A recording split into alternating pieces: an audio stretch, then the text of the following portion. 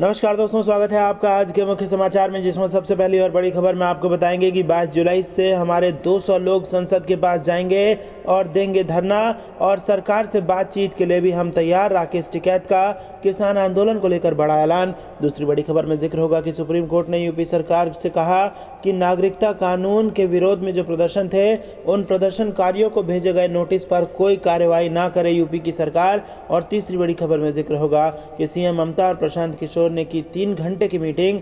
राष्ट्रीय राजनीति का ब्लूप्रिंट तैयार कर रही है टीएमसी। दोस्तों, हर एक खबर की गहराई में आपको ले जाएंगे, लेकिन उससे पहले अगर आपको भी ऐसा लगता है कि यूपी के चुनाव में भाजपा को बड़ा नुकसान होगा, तो आप अभी इस वीडियो को लाइक कीजिए और कमेंट में लिखिए जय हिंद। दोस्तों, रुक करते हैं तमाम बड़ी खबरों की तरफ। 22 जुलाई से हमारे 200 लोग संसद के पास देंगे धरना, सरकार से बातचीत के लिए हम तैयार। राकेश टिकैत। जी हां दोस्तों, कृषि कानूनों के खिलाफ किसानों का आंदोलन अभी भी जारी है। वहीं किसान नेता राकेश टिकैत ने शनिवार को कहा कि भारत सरकार बातचीत करना चाहती है तो हम तैयार हैं। साथ ही कहा कि 22 जुलाई से हमारा दिल्ली जाने का कार्यक्रम रहेगा। 22 जुलाई से संसद सत्र शुरू होगा और 22 जुलाई से हमारे 200 लोग संसद के पास धरना देने जाएंगे। वहीं राकेश टिकैत ने संयुक्त राष्ट्र में नए कृषि बिलों का मुद्दा उठाए जाने पर कहा कि मैंने ये नहीं कहा था कि कृषि कानूनों को लेकर संयुक्त राष्ट्र जाएंगे। हमने कहा था कि 26 जनवरी की घटना की निष्पक्ष जांच हो जाए। अगर यहां की एजेंसी जांच नहीं कर रही है तो क्या हम संयुक्त राष्ट्र में जाएं? इससे पहले गुरुवार को टीवी9 भारतवर्ष से खास बातचीत में राकेश टिकैत ने पूछा कि सरकार मंडियों के द्वारा 1 लाख करोड़ रुपए कैसे पहुंचाएगी? ये अनाज के पैसे तो दे नहीं रहे हैं। सरकार मंडियों को लोन देने की संस्था कैसे बनाएगी? सरकार दिल्ली में बैठकर ही ये बात बोलती है। उन्हें नहीं पता होगा कि गाँव में किसान आज अनाज की ट्रॉली लिए घूम रहे हैं। एमएसपी पर खरीद नहीं होती।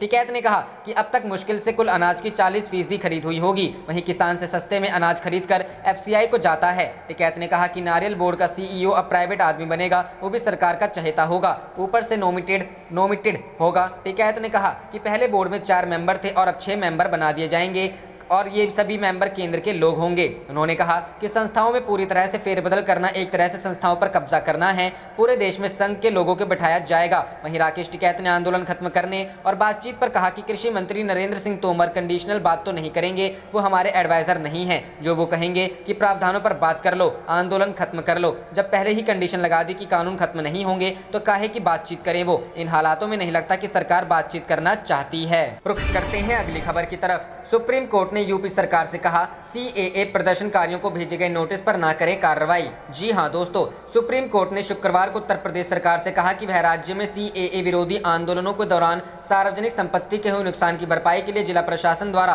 कथित प्रदर्शनकारियों को भेजे गए नोटिस पर कार्रवाई ना करे। हालांकि शीर्ष अदालत ने कहा कि राज्य कानून के अनुसार और नए नियमों के अनुसार कार्रवाई कर सकता है। मामले की सुनवाई कर रही न्यायमूर्ति डीवाई चंद्रचूड़ और न्यायमूर्ति एमआर शाह की पीठ ने कहा पहले के नोटिस के अनुसार कार्रवाई ना करें, सभी कार्रवाई नए नियमों के अनुसार की जानी चाहिए। उत्तर प्रदेश की ओर से पेश वरिष्ठ अतिरिक्त महाधिवक्ता गरिमा प्रसाद ने कहा कि राज्य सरकार सुनवाई की आखिरी तारीख से आगे बढ़ रही है। इसने ट्रिब्यूनल का गठन किया है और सभी जरूरी नियम बनाए हैं। इस पर पीठ ने प्रसाद को जवाबी हलफनामा दायर कर नियमों और ट्रिब्यूनल का विस्तृत विवरण देने को कहा और मामले की सुनवाई 2 सप्ताह के लिए टाल दी।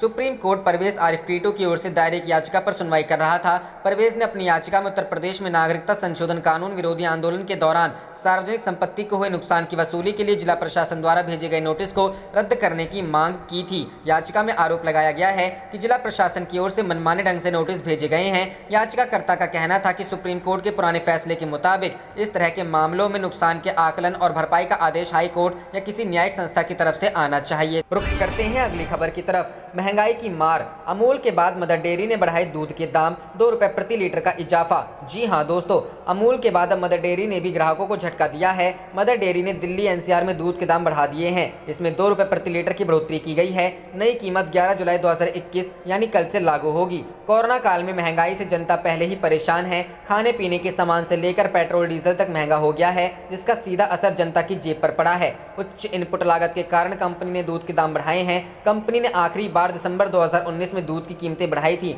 मदर डेयरी ने कहा कि नई कीमतें दूध के सभी प्रकार पर लागू होंगी। कंपनी ने बयान में कहा कि कंपनी कुल इनपुट लागत पर मुद्रास्फीति के दबाव का सामना कर रही है, जो पिछले 1 साल में कई गुना बढ़ गई है। साथ ही महामारी के कारण दूध उत्पादन भी प्रभावित हुआ है। दिल्ली एनसीआर में 1 लीटर फुल क्रीम मिल्क अब 55 रुपए के बजाय 57 रुपए में मिलेगा। टोन्ड मिल्क की कीमत 45 रुपए से बढ़कर 47 रुपए प्रति लीटर हो गई है। पिछले 1 साल में कृषि कीमतें 8 से 10% तक बढ़ गई है और इनके साथ ही प्रसंस्करण, पैकेजिंग और लॉजिस्टिक्स की बढ़ती बढ़ती परिचालन कीमतों की मार भी पड़ी है। मदर डेयरी ने कहा कि यह ध्यान देना होगा कि पिछले 3-4 हफ्तों में अकेले दूध की कृषि कीमतों में लगभग 4% की वृद्धि हुई है। पिछले 1 साल में दूध की खरीद के लिए ज्यादा कीमतें चुकाने के बावजूद उपभोक्ताओं के लिए कीमत नहीं बढ़ाई गई थी। दिल्ली एनसीआर में मदर डेयरी रोजाना 30 लाख लीटर से ज्यादा दूध बेचती है। रुख करते हैं अगली खबर की तरफ। सीएम ममता और प्रशांत किशोर ने की 3 घंटे मीटिंग, राष्ट्रीय राजनीति का ब्लूप्रिंट तैयार कर रही टीएमसी। जी हां दोस्तों, पश्चिम बंगाल में विधानसभा चुनाव जीतने के बाद से तृणमूल कांग्रेस गदगद है। सीएम ममता बनर्जी की पार्टी अब राष्ट्रीय राजनीति में उतरने की तैयारी में अभी से जुट गई है। राष्ट्रीय राजनीति में टीएमसी की रणनीति तय करने के लिए प्रशांत किशोर और ममता बनर्जी ने बीते शुक्रवार को 3 घंटे तक मीटिंग की। शुक्रवार दोपहर ममता बनर्जी के घर में प्रशांत किशोर लगभग 3 घंटे तक रहे और आगे की रणनीति तय करने के लिए एक लंबी मीटिंग हुई। इस मीटिंग में अगले सप्ताह टीएमसी के जिला स्तर के संगठन में भारी परिवर्तन तय हुआ है। दरअसल टीएमसी में एक व्यक्ति एक पद की नीति को आगे लागू करने के लिए ही जिला स्तर में टीएमसी के संगठन में फेरबदल किया जाएगा, जहां ज्यादातर ऐसे नेताओं को बदला जाएगा जिनके पास एक से ज्यादा पद हैं। सिर्फ यही नहीं, राष्ट्रीय राजनीति में टीएमसी की रणनीति को लेकर भी दोनों के बीच लंबी चर्चा हुई। टीएमसी ने विधानसभा चुनाव जीतने के बाद ही इरादे साफ कर दिए हैं कि अब ममता बनर्जी राष्ट्रीय राजनीति में सक्रिय भूमिका निभाने के इच्छुक हैं। टीएमसी की ओर से इसके लिए एक ब्लूप्रिंट बनाया जा रहा है, जो इस महीने के अंत तक या अगस्त में सार्वजनिक किया जाएगा। सूत्रों के मुताबिक इस चर्चा में पहले शुरुआत त्रिपुरा से की जाए या कौन से राज्य में टीएमसी की आगे बढ़ने की संभावना है और किस तरीके से आगे बढ़ना है और इस राज्य में टीएमसी की नीति क्या स्वरूप क्या होगा, इस पर भी लंबी बातचीत हुई। सैनिटाइजेशन के चलते शुक्रवार को बंगाल में सचिवालय बंद था। ऐसे में ममता बनर्जी शुक्रवार को विधानसभा भी नहीं गई थी। ममता ने अपने आवास पर प्रशांत किशोर के साथ 3 घंटे तक टीएमसी की रणनीतियों पर मंथन। रुख करते हैं अगली खबर की तरफ। अखिलेश यादव ने रामायण और महाभारत का किया जिक्र, बोले जो नारी का अपमान करते हैं उनको लोग माफ नहीं करते। जी हां दोस्तों, ब्लॉक प्रमुख चुनाव के लिए नामांकन प्रक्रिया के दिन हुई हिंसा और लखीमपुर खीरी में महिला प्रस्तावक के साथ बदसलूकी पर सपा अध्यक्ष व यूपी के पूर्व सीएम अखिलेश यादव ने प्रदेश की योगी सरकार पर हमला बोला है। कहा कि भाजपा ने लोकतंत्र को भारी क्षति पहुंचाई है। पहले जिला पंचायत अध्यक्ष और अब ब्लॉक प्रमुख का चुनाव जीतने के लिए भाजपा ने पूरे प्रदेश में नंगा नाच और खुली गुंडागर्दी की है। अखिलेश यादव ने कहा, रामायण साक्षी रही है और महाभारत गवाह है। जो नारी का अपमान करते हैं उनको इस देश के लोगों ने कभी माफ नहीं किया और न कभी करेंगे। भाजपा की सत्ता की भूख आसुरिक है। सपा अध्यक्ष अखिलेश यादव ने शनिवार को ट्वीट करते हुए एक पोस्ट शेयर किया है। पोस्ट पर प्रदेश के सीएम योगी आदित्यनाथ की फोटो के साथ लिखा है, यूपी में लोकतंत्र, चारों खाने चित होगी योगी प्रशासन, जमकर चल रहा है गुंडा तंत्र, ब्लॉक प्रमुख चुनाव नामांकन में बवाल। वहीं दूसरे ट्वीट में अखिलेश यादव ने कहा, पहले हाथरस की बेटी और अब लखीमपुर खीरी की बहन के साथ हुआ अत्याचार जनता देख रही है। रामायण साक्षी रही है और महाभारत गवाह है। जो नारी का अपमान करते हैं उनको इस देश के लोगों ने कभी माफ नहीं किया और न कभी करेंगे। भाजपा की सत्ता की भूख आसुरिक है। हैशटैग नहीं चाहिए भाजपा। रुख करते हैं अगली खबर की तरफ। पप्पू यादव ने अखिलेश यादव से मांगा सपा का साथ, जेल से छूटते ही यूपी सरकार को देंगे चुनौती। जी हां दोस्तों, जन अधिकार पार्टी के राष्ट्रीय अध्यक्ष और पूर्व सांसद राजेश रंजन उर्फ पप्पू यादव ने यूपी की भाजपा सरकार पर हमला बोलते हुए प्रमुख विपक्षी दल सपा पर भी तंज कसा है। पप्पू ने कहा कि यूपी में बढ़ते अपराध पर सरकार का सामना करना पूर्व मुख्यमंत्री अखिलेश यादव की बस की चीज नहीं है। जाप नेता ने कहा कि अगर समाजवादी पार्टी जैसा बड़ा संगठन और संसाधन उनके पास होता तो वे भाजपा सरकार के होश ठिकाने लगा देते। उन्होंने उत्तर प्रदेश के मुख्यमंत्री योगी आदित्यनाथ का नाम लिए बिना उन पर आरोप जड़े। जाप नेता ने अखिलेश को चुनौती देते हुए कहा कि बीच सड़क पर महिलाओं का चीरहरण हो रहा है और आप आराम से बैठे हो। पप्पू ने कहा कि जेल से निकलने के बाद वे दिखाएंगे यूपी में कि संघर्ष क्या होता है। यूपी के पूर्व सीएम को कहा कि अखिलेश अपनी पार्टी सपा उन्हें आउटसोर्स कर दे, इसके बाद वे यूपी में भाजपा को जवाब देकर दिखाएंगे। पिछले दिनों काफी पुराने एक मामले में जेल जाने के बाद पप्पू यादव पर भाजपा पर सीधे तौर पर हमलावर हैं। जेल जाने से कुछ दिन पहले ही उनका भाजपा के सारण सांसद राजीव प्रताप रूडी के साथ विवाद हो गया था। उन्होंने सरकारी एम्बुलेंस के दुरुपयोग का आरोप भाजपा सांसद पर लगाया था। पप्पू ने दावा किया कि इसी मसले को उठाने के चलते उन्हें जेल भेजा गया। जेल जाने के बाद से पप्पू ने भाजपा के खिलाफ मोर्चा ही खोल दिया है। अखिलेश यादव से पहले वे राजद तेजस्वी यादव पर भी कुछ इसी तरह का तंज कस चुके। रुख करते हैं अगली खबर की तरफ। जेडीयू में होगी टूट, राज्य में मध्यावधि चुनाव तय, चिराग। जी हां दोस्तों, लोक जनशक्ति पार्टी में 2 गुट बनने के बाद आशीर्वाद यात्रा पर निकले सांसद चिराग पासवान गुरुवार को बेगूसराय पहुंचे। उन्होंने यहां एक बार फिर दावा करते हुए कहा कि बिहार में मध्यावधि चुनाव होंगे तथा जेडीयू में टूट तय है। बेगूसराय में पत्रकारों से चर्चा करते हुए तेजस्वी ने कहा कि मुख्यमंत्री नीतीश कुमार केंद्र मंत्रिमंडल विस्तार में भी अपनों को धोखा दे दिया। उन्होंने कहा कि चिराग पासवान की हैसियत कम करने के लिए वे अपनों को धोखा दिया और सिर्फ आरसीपी सिंह को मंत्री बनाया। उन्होंने कहा कि नीतीश कुमार, लालू प्रसाद और प्रधानमंत्री नरेंद्र मोदी तक को धोखा दे चुके हैं। बेगूसराय पहुंचने पर कार्यकर्ताओं के स्वागत से उत्साहित चिराग ने कहा कि जेडीयू के कई विधायक आज असंतुष्ट हैं और पार्टी छोड़ने को तैयार तैयार हैं। उन्होंने दावा करते हुए कहा कि जेडीयू में टूट तय है। उन्होंने यह भी कहा कि बिहार में मध्यावधि चुनाव तय है। राजद से गठबंधन के संबंध में पत्रकारों द्वारा पूछे जाने पर उन्होंने कहा कि अभी चुनाव नहीं है, जब चुनाव होगा तब देखा जाएगा। उल्लेखनीय है कि चिराग अपनी आशीर्वाद यात्रा की शुरुआत पूर्व केंद्रीय मंत्री रामविलास पासवान की कर्मभूमि हाजीपुर से प्रारंभ की है। रुख करते हैं अगली खबर की तरफ। महंगे तेल पर राहुल गांधी का तंज, कहा महंगाई का विकास जारी, पीएम की बस मित्रों को जवाबदारी। जी हां दोस्तों, लगातार बढ़ते पेट्रोल और डीजल के दाम को लेकर कांग्रेस नेता राहुल गांधी ने मोदी सरकार पर हमला बोला है। राहुल गांधी प्रधानमंत्री मोदी पर तंज कसते हुए कहा कि पीएम की बस मित्रों को जवाबदारी। बता दें कि आधे से ज्यादा देश में पेट्रोल की कीमतें 100 के आंकड़े को पार कर गई है। कुछ जगहों पर डीजल भी शतक लगा चुका है। राहुल गांधी ने ट्वीट किया, महंगाई का विकास जारी, अच्छे दिन देश पे भारी, पीएम की बस मित्रों को जवाबदारी। इसके साथ ही राहुल गांधी ने ट्वीट में #PNG #CNG प्राइस हाइक का भी इस्तेमाल किया। कोरोना ने देश की सेहत बिगाड़ रखी है तो पेट्रोल डीजल के बढ़ते दाम ने आपकी जेब की सेहत बिगाड़ दी है। पेट्रोल की कीमत 100 के पार पहुंच गई है। गुरुवार भी पेट्रोल के दाम 35 पैसे प्रति लीटर बढ़ा दिए गए। वहीं डीजल भी 9 पैसे प्रति लीटर महंगा हो गया। सीएनजी के दाम दिल्ली में 90 पैसे प्रति किलो बढ़ गए। रुख करते हैं अगली खबर की तरफ। राकेश टिकैत बोले, सरकार से बातचीत को तैयार, लेकिन कोई शर्त ना थोपी जाए। जी हां दोस्तों, नए कृषि कानूनों के विरोध में किसानों के प्रदर्शन के बीच सरकार की ओर से आंदोलन को समाप्त करने और बातचीत शुरू करने की अपील पर किसान नेता राकेश टिकैत ने कहा कि सरकार को अगर बात करनी है तो कर सकती है, लेकिन किसी प्रकार की कोई शर्त नहीं थोपी जानी चाहिए। नए कृषि कानूनों के विरोध में किसानों का प्रदर्शन अब तक जारी है। इस बीच कृषि मंत्री नरेंद्र सिंह तोमर ने गुरुवार को किसान संगठनों से आंदोलन खत्म करने और सरकार के साथ बातचीत फिर से शुरू करने की अपील की। हालांकि उन्होंने इन कानूनों को रद्द करने से इनकार कर दिया। इस पर किसान नेता राकेश टिकैत ने कहा कि सरकार को बात करनी है तो करे, लेकिन शर्त के साथ नहीं।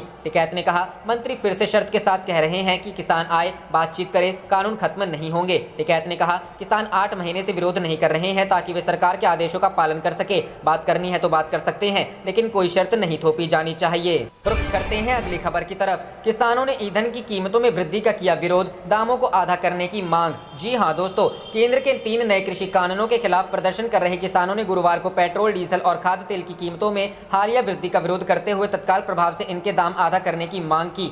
संयुक्त किसान मोर्चा के आह्वान पर देश के विभिन्न हिस्सों में किसान सुबह 10 बजे से दोपहर 12 बजे के बीच राष्ट्रीय और राज्य राजमार्गों के किनारे पर अपने वाहनों के साथ जमा हुए। किसान नेता लखबीर सिंह ने कहा, आज किसानों ने ईंधन की ऊंची कीमतों के खिलाफ 2 घंटे तक प्रदर्शन किया। हम चाहते हैं कि इनकी कीमतें तत्काल प्रभाव से आधी की जाएं। प्रदर्शनकारी अपने साथ मोटरसाइकिल, कार, ट्रैक्टर और अन्य वाहन लेकर आए थे और धरने पर बैठे। उन्होंने बताया कि प्रदर्शन शांतिपूर्ण रहा। पेट्रोल की कीमत बुधवार को दिल्ली और कई अन्य शहरों में 100 रुपए प्रति लीटर के पार हो गई, जबकि डीजल की कीमत 89.59 रुपए प्रति लीटर है। एक अन्य किसान नेता अवतार सिंह मेहमा ने बताया कि प्रदर्शन सिर्फ दिल्ली की सीमा पर ही नहीं बल्कि देश के कई राज्यों और राष्ट्रीय राजमार्गों पर हुआ। दिल्ली की सीमा पर नए कृषि कानूनों का विरोध करने के लिए किसान जमा है। गुरुवार को प्रदर्शन के तौर पर किसानों ने हॉर्न बजाओ दिवस भी मनाया। इस दौरान उन्होंने 5 मिनट तक अपने वाहनों का हॉर्न बजाया। ऐसा करने के पीछे किसानों का कहना है कि नए कृषि कानूनों का पिछले 7 महीने से लगातार विरोध करने के बाद भी सरकार उनकी नहीं सुन रही है। भारतीय किसान यूनियन की मीडिया प्रभारी धर्मेंद्र मलिक ने कहा,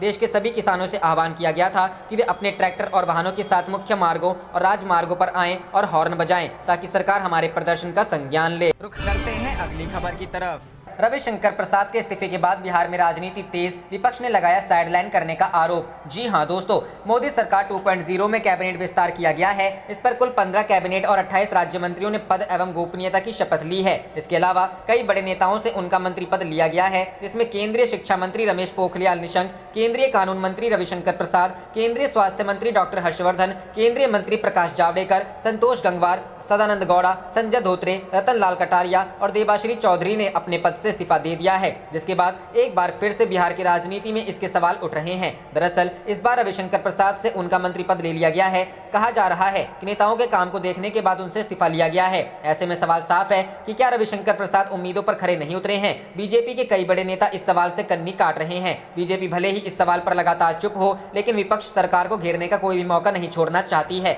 विपक्ष का कहना है कि पार्टी में ही अटल आडवाणी से जुड़े नेताओं कार्यकर्ताओं को ठिकाने लगाया जा रहा है। इसी कड़ी में रविशंकर प्रसाद का भी नाम है। ये आरोप आरजेडी और कांग्रेस दोनों ने लगाए हैं। बता दें कि रविशंकर प्रसाद पटना साहिब सीट से सांसद हैं और उनकी गिनती बीजेपी के बड़े लीडर्स में होती है। रुख करते हैं अगली खबर की तरफ। डॉक्टर हर्षवर्धन सच बोलेंगे तो ईडी का छापा पड़ जाएगा, पीएम मोदी का नाम लेकर बोले रवीश कुमार। जी हां दोस्तों, प्रधानमंत्री नरेंद्र मोदी ने कैबिनेट विस्तार में कई नए चेहरों को जगह दी तो कई दिग्गज मंत्रियों का पत्ता कट गया। इसमें केंद्रीय स्वास्थ्य मंत्री डॉक्टर हर्षवर्धन भी शामिल हैं। उनकी जगह मनसुख मांडविया को नया स्वास्थ्य मंत्री बनाया गया है। डॉक्टर हर्षवर्धन के इस्तीफे के बाद सोशल मीडिया पर लोग तमाम तरह की टिप्पणी कर रहे हैं और उनके इस्तीफे के लिए कोरोना काल में सरकार की लापरवाही को जिम्मेदार ठहरा रहे हैं। इसी बीच वरिष्ठ पत्रकार रवीश कुमार ने भी हर्षवर्धन पर निशाना साधा है। रवीश कुमार ने अपने फेसबुक पर एक पोस्ट में लिखा, मैंने मई में ही इसी फेसबुक पर लिखा था कि डॉक्टर हर्षवर्धन को इस्तीफा दे देना चाहिए। उन्हें इस्तीफा देते देते 2 महीने लग गए। इस इस्तीफे से इंसाफ नहीं मिला है, बल्कि उस सवाल की शुरुआत हुई है जिस पर पर्दा डाला जा रहा है कि देश में कोरोना को लेकर कोई तैयारी नहीं की गई थी। रवीश ने आगे लिखा कि इसकी जवाबदेही जाती है तो प्रधानमंत्री तक है, लेकिन लगा कि कम से कम स्वास्थ्य मंत्री ही इस्तीफा दे। काश इस्तीफा देने के बाद डॉक्टर हर्षवर्धन उस दौरे के सच को बाहर ला दे, अपने आप को सच बोलने में झोंक दे और सब बता दे। वो ऐसा नहीं करेंगे, ईडी के लोग छापे मारने लगेंगे। उन्होंने तंज कसते हुए कहा, लेकिन आप लोग भी इस गलतफहमी में ना रहें कि प्रधानमंत्री नरेंद्र मोदी ने मेरी पोस्ट पर कर डॉक्टर हर्षवर्धन का इस्तीफा मांग लिया। प्रधानमंत्री को अप्रैल और मई के नरसंहार से निकलने का रास्ता चाहिए, उसी रास्ते की खोज में यह विस्तार हुआ है। एक तरह से स्वास्थ्य मंत्री का इस्तीफा साबित करता है कि विपक्ष से लेकर हम जैसों के उठाए सवाल बिल्कुल सही थे। अगर वो सवाल सही थे तो यह कितना भयावह है, इतने लोगों को मरने के लिए छोड़ दिया गया। प्रधानमंत्री मोदी ने इस इस्तीफे से यह स्वीकार कर लिया है कि सरकार उस वक्त झूठ बोल रही थी। आपको बता दें कि रविश कुमार ने रविशंकर प्रसाद के इस्तीफे पर भी तंज कसा था और कहा था कि ट्विटर से लड़ने के लिए रविशंकर प्रसाद को तो इनाम मिलना चाहिए, ताकि अमेरिका तक को संदेश जाता कि मोदी के मंत्री किसी से डरते नहीं हैं। उन्होंने कैबिनेट विस्तार को प्रधानमंत्री राज्य मंत्री विस्तार योजना करार दिया। रुख करते हैं अगली खबर की तरफ। यूपी चुनाव 2022, राजभर से मुलाकात के बाद ओवैसी बोले, यूपी में मुसलमान यादव की नहीं विकास की होगी बात। जी हां दोस्तों, आगामी विधानसभा के चुनाव में भाजपा के खिलाफ मोर्चेबंदी में जुटे विपक्षी दलों के बीच गठबंधन की राजनीति जोर पकड़ने लगी है। अन्य पिछड़ी जातियों के अपने पक्ष में करने को लेकर छोटे व जातिगत आधार बने सियासी दलों ने लामबंदी शुरू कर दी है। इसी कड़ी में सुहेलदेव भारतीय समाज पार्टी प्रमुख ओम प्रकाश राजभर और ऑल इंडिया मजलिस इत्तेहादुल मुस्लिमीन के चीफ असदुद्दीन ओवैसी के बीच मुलाकात हुई, जिसमें भागीदारी संकल्प मोर्चा के सांगठनिक मामलों को लेकर चर्चा हुई। बैठक में तय हुआ है कि 15 जुलाई को दोनों दलों के प्रमुख संयुक्त रूप से मुरादाबाद में एक सभा करके विश्व चुनाव के अभियान की शुरुआत करेंगे। राजधानी के एक होटल में दोनों नेताओं के बीच करीब 40 मिनट की हुई मुलाकात में भागीदारी संकल्प मोर्चा में शामिल सभी दलों के बीच सीटों के बंटवारे को लेकर भी जल्द फैसला करने पर भी विचार किया गया। बहराइच रवाना होने से पूर्व ओवैसी और राजभर के बीच आगामी विधानसभा चुनाव की तैयारियों व भागीदारी संकल्प मोर्चा के सांगठनिक मुद्दों पर चर्चा हुई। दोनों नेताओं ने मोर्चा को मजबूत और प्रभावी बनाने को लेकर खास चर्चा की गई। इस पर भी मंथन हुआ कि प्रदेश और कौन कौन से छोटे दलों को मोर्चा में शामिल किया जा सकता है।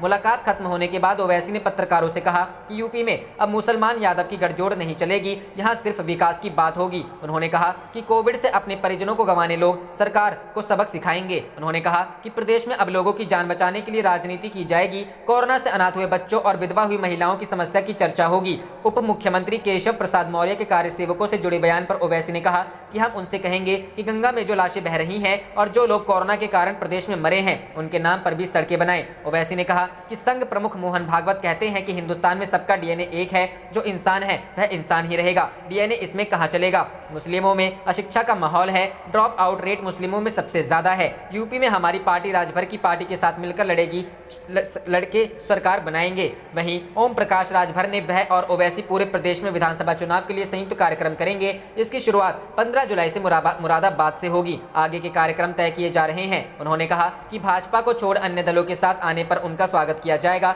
यह भी कहा कि केंद्र सरकार की नाकामियों के कारण केंद्रीय मंत्रिमंडल में यह बड़ा फेरबदल किया गया है। सिर्फ डिब्बा बदलने से गाड़ी पटरी पर नहीं लौटेगी, इंजन भी बदलना होगा। दावा किया कि 2022 में राज्य में भागीदारी संकल्प मोर्चा की सरकार बनेगी। सीटों के बंटवारे पर कहा कि यह बाद में बैठकर तय किया। रुख करते हैं अगली खबर की तरफ। आंख पर पट्टी बांधकर हो रहा है लोकतंत्र का चीरहरण, ब्लॉक प्रमुख चुनाव में हिंसा पर भड़की प्रियंका गांधी। जी हां दोस्तों, उत्तर प्रदेश के 75 जिलों में गुरुवार 8 जुलाई को 826 पदों पर ब्लॉक प्रमुख चुनाव के लिए नामांकन प्रक्रिया शुरू हुई। हालांकि नामांकन प्रक्रिया के दौरान कई जिलों से हिंसक झड़प की खबरें भी सामने आई हैं। बता दें कि यूपी के करीब 15 से ज्यादा जिलों में गोली बम चलने, मारपीट जैसी घटनाएं सामने आई हैं। तो वहीं लखीमपुर खीरी जिले में सपा प्रत्याशी की प्रस्तावक के साथ भाजपा के कार्यकर्ताओं ने मारपीट और उनकी साड़ी भी खींची। ब्लॉक प्रमुख चुनाव के दौरान हुई हिंसा की खबरें सामने आने के बाद कांग्रेस महासचिव व यूपी प्रभारी प्रियंका गांधी और पूर्व सीएम व सपा अध्यक्ष अखिलेश यादव ने योगी सरकार पर तीखा हमला बोला है। कांग्रेस महासचिव प्रियंका गांधी ने सीतापुर हिंसा का वीडियो ट्वीट करते हुए लिखा पीएम साहब और सीएम साहब इसके लिए भी बधाई दीजिए कि यूपी में आपके कार्यकर्ताओं ने कितनी जगह बमबाजी, गोलीबारी, पत्थरबाजी की, कितने लोगों का पर्चा लूटा, कितने पत्रकारों को पीटा, कितनी जगह महिलाओं से बदतमीजी की, कानून व्यवस्था की आंख पर पट्टी बांधकर लोकतंत्र का चीरहरण चल रहा है। प्रियंका गांधी ने सोशल मीडिया साइट फेसबुक पर हिंसा का एक और वीडियो शेयर किया है। वीडियो शेयर करने के साथ ही पूछा, लोकतंत्र या लाठी तंत्र? यूपी में ये सब किसके आदेश पर हो रहा है? बमबाजी, गोलीबारी, पत्थरबाजी, पत्रकारों को पीटना, विपक्षी उम्मीदवारों को पीटना, महिलाओं से बदतमीजी, क्या यही है भाजपा की चुनावी मशीन? रुख करते हैं अगली खबर की तरफ। उत्तराखंड में कांग्रेस की भी नई चुनावी टीम उतारने की तैयारी, इसी हफ्ते नेता प्रतिपक्ष पर लगेगी मुहर। जी हां दोस्तों, उत्तराखंड में सत्तारूढ़ बीजेपी कुमाऊं मंडल को साधने की कोशिश में है। इसका कारण मुख्य प्रतिपक्षी कांग्रेस के कदावर नेता और आगामी चुनावों में पार्टी के संभावित चेहरे हरीश रावत से पार्टी को मिलने वाली चुनौती से जूझना बताया जा रहा है। यही कारण है कि कुमाऊं से क्षत्रिय मुख्यमंत्री धामी और अब ब्राह्मण अजय भट्ट को केंद्र में राज्य मंत्री का जिम्मा दिया है। आप देख रहे थे आपका अपना चैनल जय हिंद जय भारत।